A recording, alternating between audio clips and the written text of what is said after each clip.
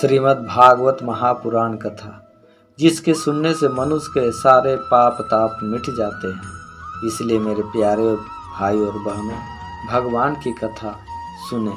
सच्चिदानंद रूपाय विश्व उत्पत्ति आदि हेतवे तापत्रय विनाशाय श्री कृष्णाय वयम नमः। श्रीमद् भागवत महापुराण कथा 10वें स्कंद 59वां अध्याय।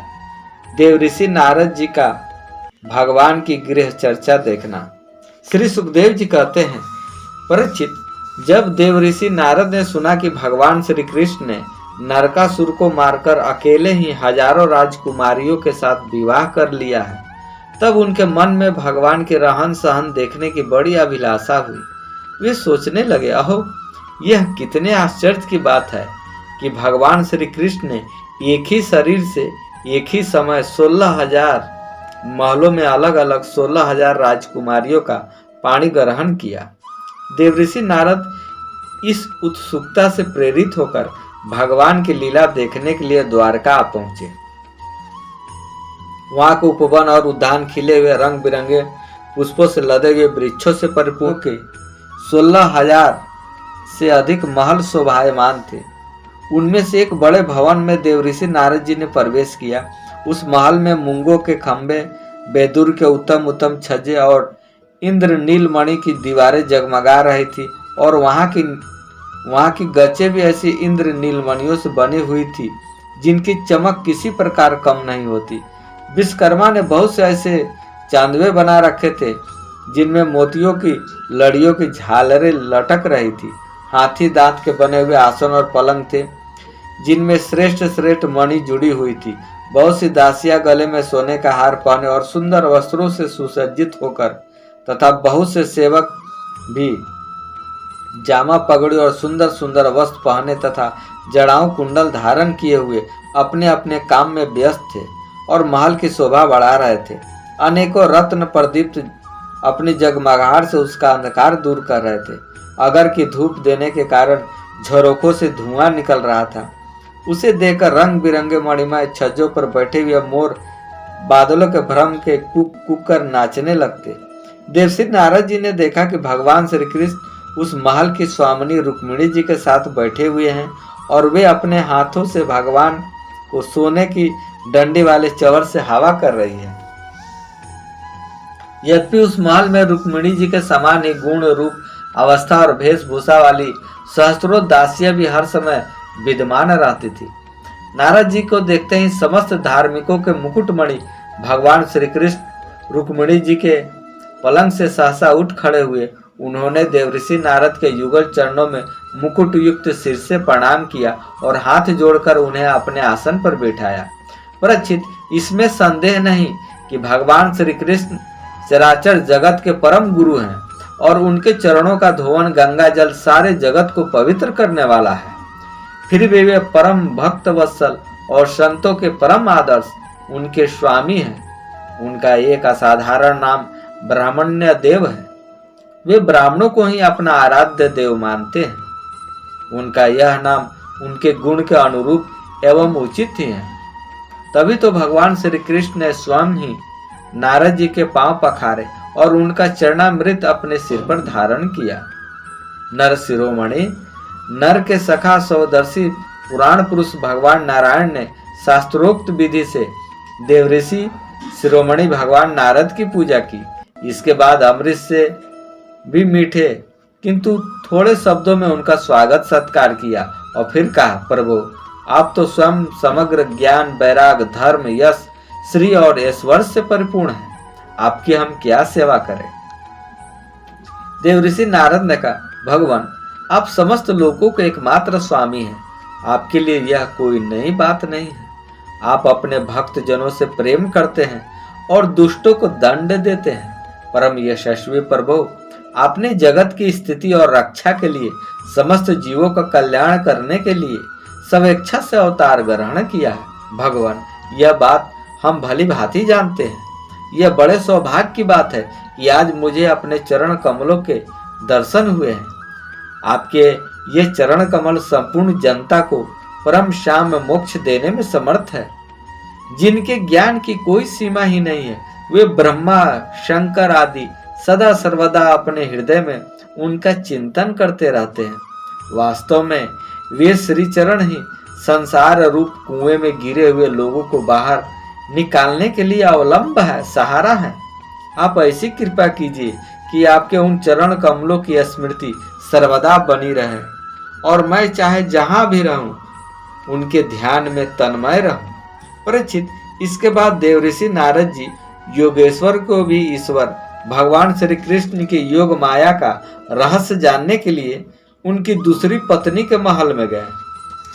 वहां उन्होंने देखा कि भगवान श्री कृष्ण अपनी प्राण प्रिया और उद्धव जी के साथ चौसर खेल रहे हैं।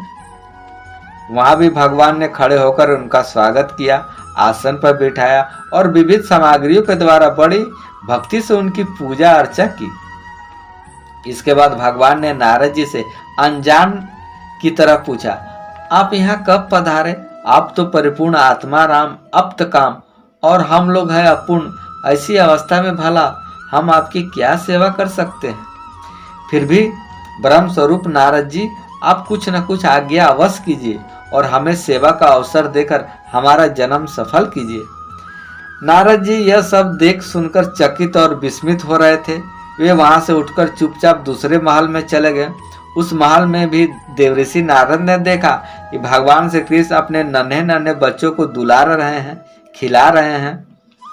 वहां से फिर दूसरे महल में गए तो क्या देखते हैं कि भगवान श्री कृष्ण स्नान की तैयारी कर रहे हैं।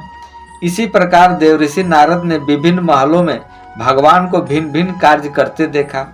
कहीं वे यज्ञ कुंड में हवन कर रहे हैं तो कहीं पंच महायज्ञों से देवता आदि की आराधना कर रहे हैं, कहीं ब्राह्मणों को भोजन करा रहे हैं तो कहीं यज्ञ का अवशेष स्वयं भोजन कर रहे हैं, कहीं संध्या कर रहे हैं तो कहीं मौन होकर गायत्री का जप कर रहे हैं, कहीं हाथ में ढाल तलवार लेकर उनको चलाने के लिए पैंतरे बदल रहे हैं, कहीं हाथी घोड़े अथवा रथ पर सवार होकर श्री कृष्ण विचरण कर रहे हैं, कहीं पलंग पर सो रहे हैं तो कहीं बंदी जन उनकी स्तुति कर रहे हैं।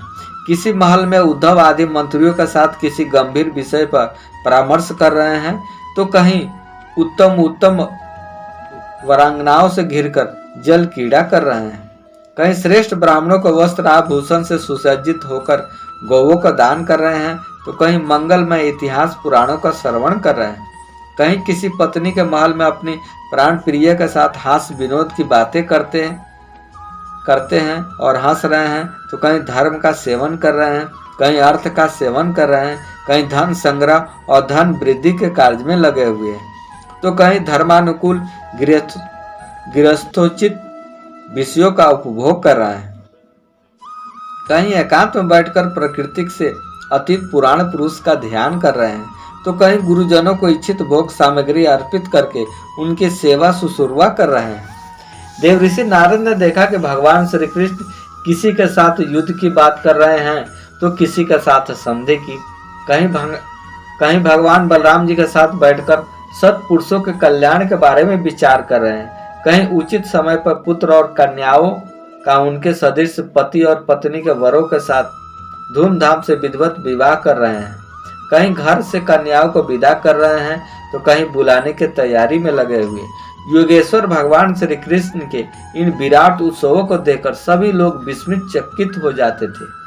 कहीं बड़े बड़े यज्ञों के द्वारा समस्त देवताओं का यजन पूजन और कहीं कुएं बगीचे तथा मठ आदि बनवाकर इष्टापूर्त धर्म का आचरण कर रहे हैं, कहीं श्रेष्ठ यादवों से घिरे हुए सिंधु देशीय घोड़े पर चढ़कर मिर्गिया कर रहे हैं और उसमें यज्ञ के लिए मेध पशुओं का ही वध कर रहे हैं, और कहीं प्रजा में तथा अंतपुर में महलों में भेष बदलकर छिपे रूप से सबका अभिप्राय जानने के लिए विचरण कर रहे हैं। क्यों न हो भगवान योगेश्वर जो है। परीक्षित, इस प्रकार मनुष्य से लीला करते हुए ऋषिकेश भगवान श्री कृष्ण की योग माया का वैभव देखकर देवऋषि नारद जी ने मुस्कुराते हुए उनसे कहा, योगेश्वर आत्मदेव, आपकी योग माया ब्रह्मा जी आदि बड़े बड़े मायावियों के लिए भी अगम्य है, परंतु हम आपकी योग माया का रहस्य जानते हैं, क्योंकि आपके चरण कमलों की सेवा करने से वह स्वयं ही हमारे सामने प्रकट हो गई है। देवताओं को भी आराध्य देव भगवान 14 भुवन आपके सुयश से परिपूर्ण हो रहे हैं। अब मुझे आज्ञा दीजिए कि मैं आपकी त्रिभुवन पावन लीला का गान करता हुआ उन लोकों में विचरण करूं। भगवान श्री कृष्ण ने कहा, देव ऋषि नारद, मैं ही धर्म का उपदेशक, पालन करने वाला और उसका अनुष्ठान करने वाला का अनुमोदन करता भी हूँ।